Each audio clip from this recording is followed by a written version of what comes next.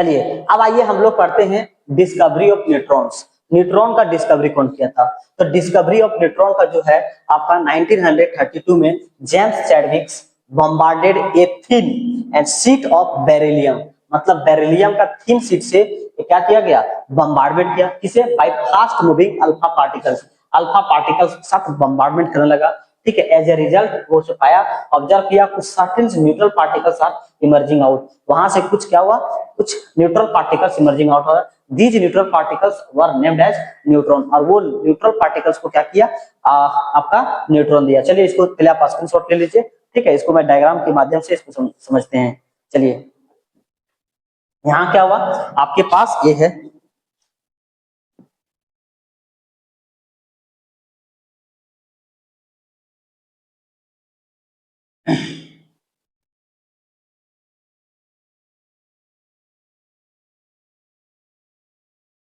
ये क्या है आपके पास? बेरिलियम है। क्या है?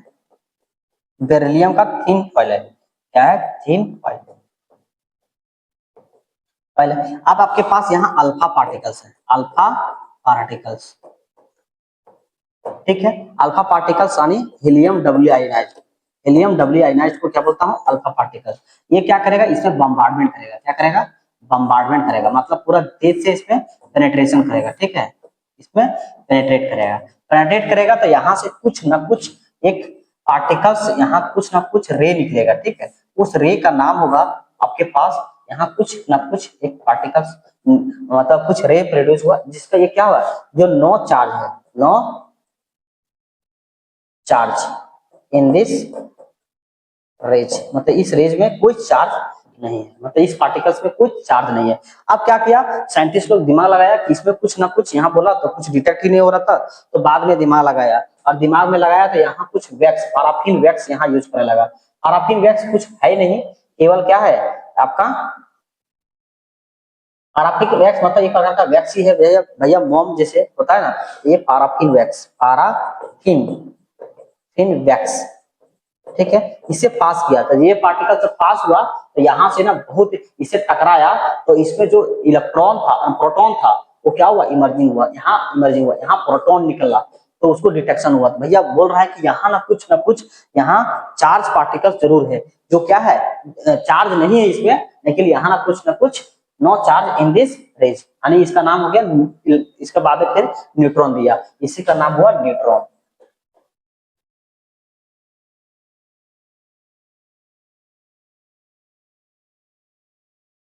इसका नाम क्या दे दिया? न्यूट्रॉन्स दे दिया। यही जाके इसमें क्या होता है? वैक्स में टकराया बहुत तेज से, तो यहाँ से कुछ ना कुछ एक पार्टिकल्स निकला, जिसका नाम प्रोटॉन हुआ, जो डिटेक्ट हुआ डिटेक्टर में। ठीक है, तो इसी तरह से ये डिटेक्ट ही नहीं हो पा रहा था, तो ये बाद में पता चला कि भाई ये चार्जेस पार्टिकल्स है, इसका नाम इसीलिए न्यूट्रॉन दिया। मतलब क्या हुआ? बेरिलियम या फिर बोरॉन्स, ये सब पार्टिकल्स में जाके, मतलब थिन फॉइल में जाके टकराता है, तो यहाँ कुछ रे निकलता है। उस रे जो है एक पैराफिन वैक्स होता है, पैराफिन वैक्स में टकराएगा तो आपका क्या होगा? कुछ प्रोटॉन्स निकलेगा, ये डिटेक्शन हो जाता है, लेकिन ये डिटेक्शन नहीं हो पा रहा था, इसीलिए बाद में इसका नाम चैडविक साहब ने इसका न्यूट्रॉन दे दिया, क्योंकि ये क्या था? नो चार्ज पार्टिकल था। ठीक है, इसको कैसे लिखेंगे? इसको पहले आप स्क्रीनशॉट ले लीजिए। ठीक है, ले लिए? चला गए? चलिए अच्छा, यहाँ देखिए आपके पास, देखिए यहाँ समझने थोड़ा लिखने का तरीका हो गया। अल्फा पार्टिकल मतलब हीलियम, यहाँ क्या होता है? 2 और यहाँ 4 पॉजिटिव पार्टिकल्स, ये क्या है? अल्फा पार्टिकल्स है। अब क्या हो गया? बेरिलियम, बेरिलियम कितना होता है? 4 और यहाँ 9 होता है इसका एटॉमिक मास। और इसके पास क्या होता है? आपके पास दोनों टकराया, बम्बार्डमेंट हुआ दोनों के बीच में, तो यहाँ आपके पास कार्बन निकला, कार्बन एटम्स। ठीक है, 4 और 2 कितना हुआ? 6, और आपके पास ये कितना हो गया? 4 और 9, यहाँ कितना हो गया? 12। तो मतलब यहाँ 13 होगा, लेकिन यहाँ नहीं, एक यहाँ क्या होगा? इसका मास नंबर 1 होता है और इसका 0 होता है। ठीक है, तो इसी को बोलता हूँ न्यूट्रॉन्स, न्यूट्रॉन्स।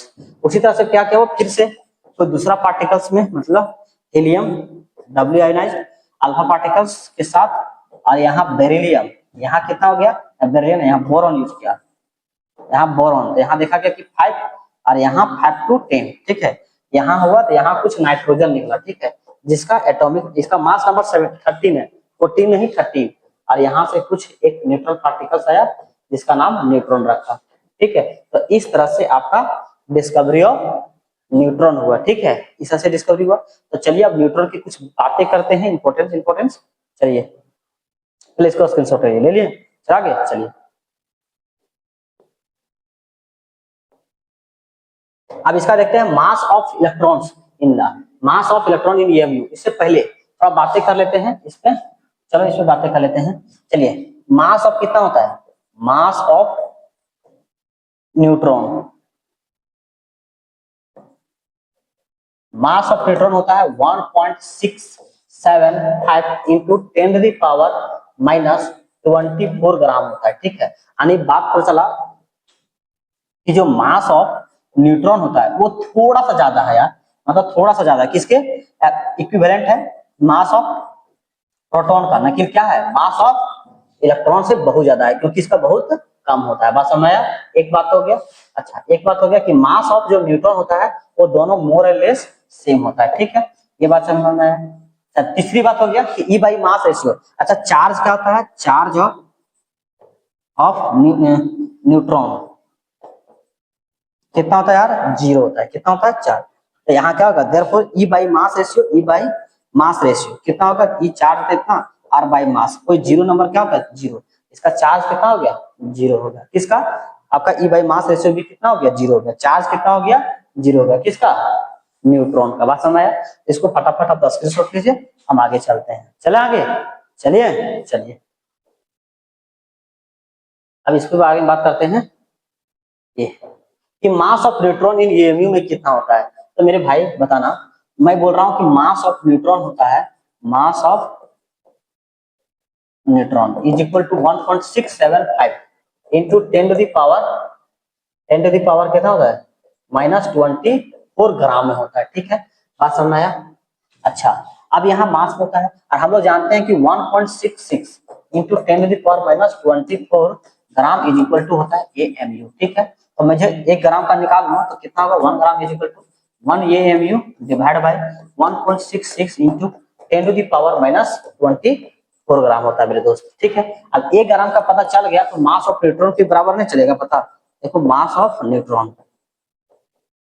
ठीक है, आने कितना हो गया 1.67 इंटू 10 टू द पावर -24 ग्राम, ठीक है, हो गया।